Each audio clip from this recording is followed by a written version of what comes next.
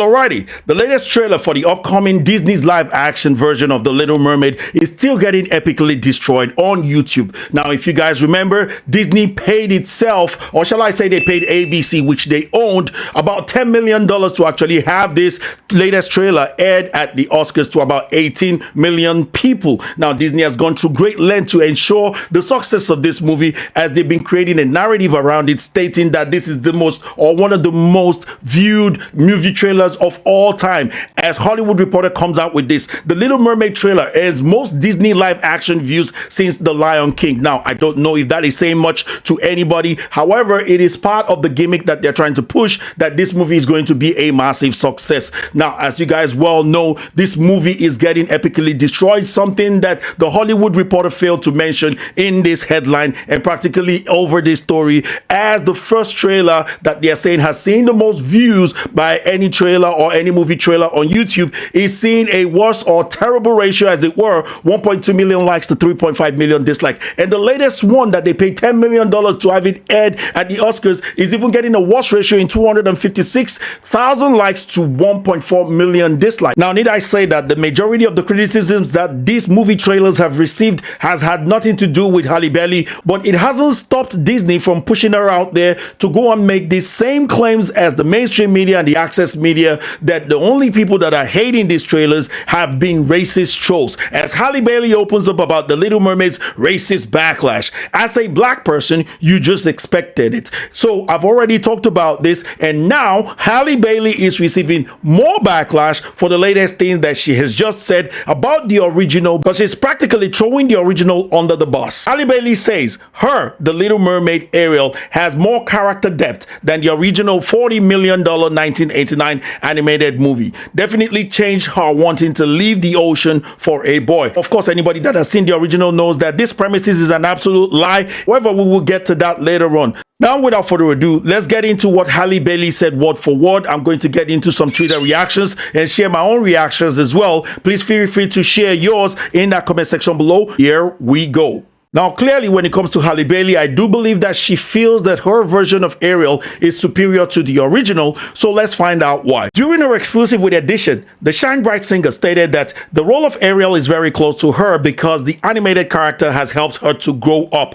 This is quite contrary from what she said a couple of months ago when she was doing a Q&A session with her audience, where she said that if Ariel was black, it would have changed her whole world view. However, now we are getting to find out that it didn't change her whole world view that Ariel was white in the first instance.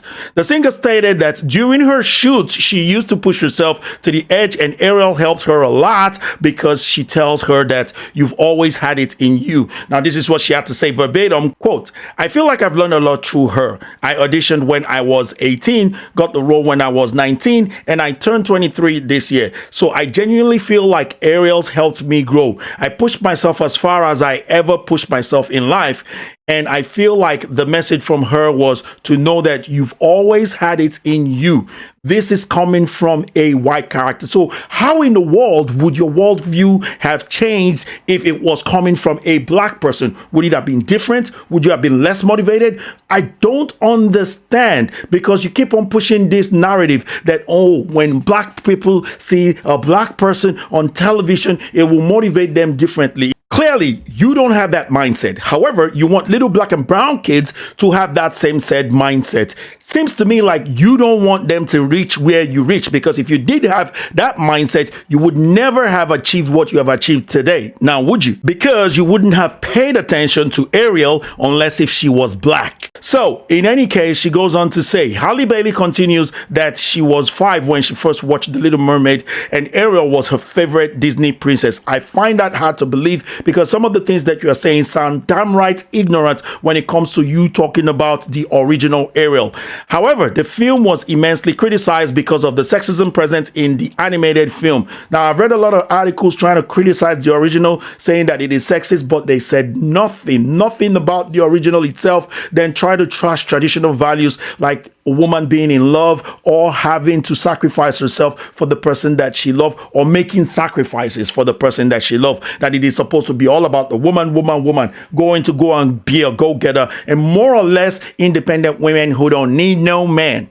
But the singer promised that her film is suitable for this generation as it gives purpose, freedom, and what women want in life. What exactly do women want in life? Women have different personalities, so women want different things, just like everybody wants different things. This is the problem that I have with feminists, and this is the same problem that I have with manosphere as well, because they're trying to list a whole set of things that men want, just like black people want to list a whole set of things that black men want or black men should do or what it takes to be black. It's just crazy. Divide everywhere you look. In any case, she goes on to say, I'm really excited for my version of the film because we've definitely changed the perspective of just her wanting to leave the ocean for a boy. It's way bigger than that. It's about herself, her purpose, her freedom, her life, and what she wants.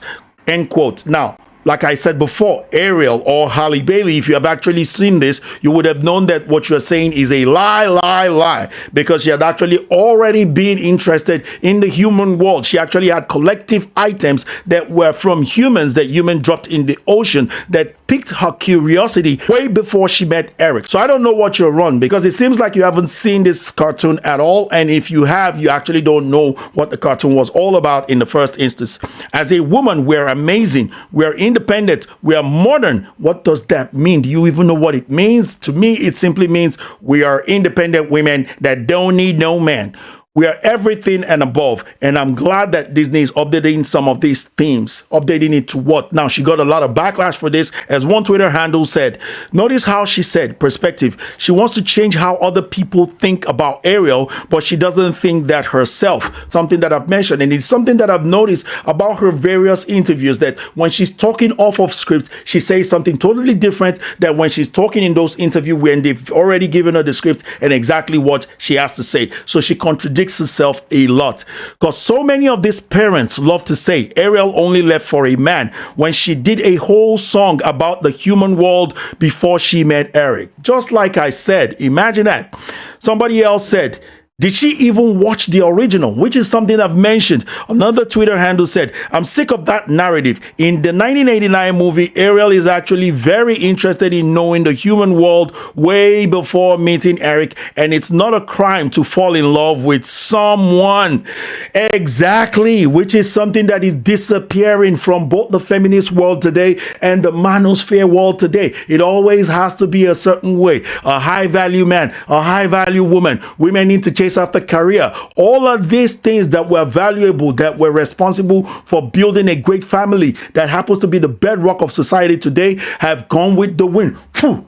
It's all about winning an argument. It's all about pushing a political narrative. It's all about that nowadays. It's not about real life anymore. It's just crazy. Now, she continues to get a whole lot of backlash. Some people are saying that the movie is going to tank. Some people are saying this generation sucks, which I really don't blame them for saying it. And it just goes on and on and on. And she's getting a lot of backlash. And so she had to respond, particularly to this one that talked about person falling in love, and this is what she had to say. In the original story, those themes and qualities about Ariel were always there. You will just see more of that side of her in our film, I think. I'm not against falling in love, y'all. Duh. Hello. LMAO. Laughing my ass out. Now, this is damage control in my own personal opinion, and this is her once again contradicting herself, because she threw the original under a bus and people called her out for it, and now she's trying to walk back what she originally said. Now, I do in some ways feel for Halle Bailey, because she's a young and impressionable girl